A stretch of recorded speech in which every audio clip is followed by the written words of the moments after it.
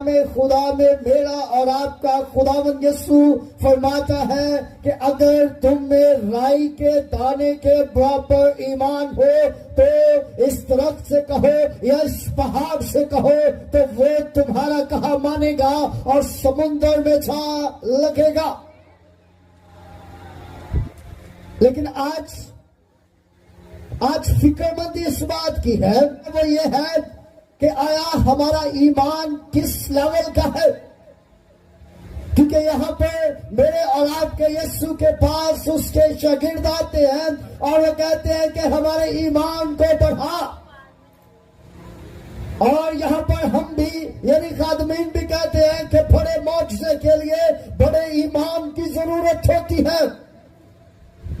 लेकिन यहाँ पर मेरा और आपका यीशु फरमा रहा है कि तुम्हारा ईमान अगर राई के दाने के बराबर भी होता तो तुम इस दूत के दरख्त से कहते तो वो तुम्हारी मानता।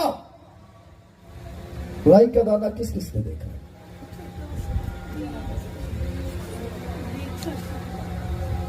मेरे हाथ में ये नजर आ रहा है। राई का दाना किस किस को नजर आ रहा है ही नहीं। अगर होता भी तो नजर नहीं था ना, क्योंकि वो साइज में इतना छोटा आता है। वो साइज में सारे बीजों से छोटा है। और मेरे और आपके यीशु ने कहा है कि ये बीज चूंकि सबसे छोटा है और जब ये उगता है तो सब दरख्तों से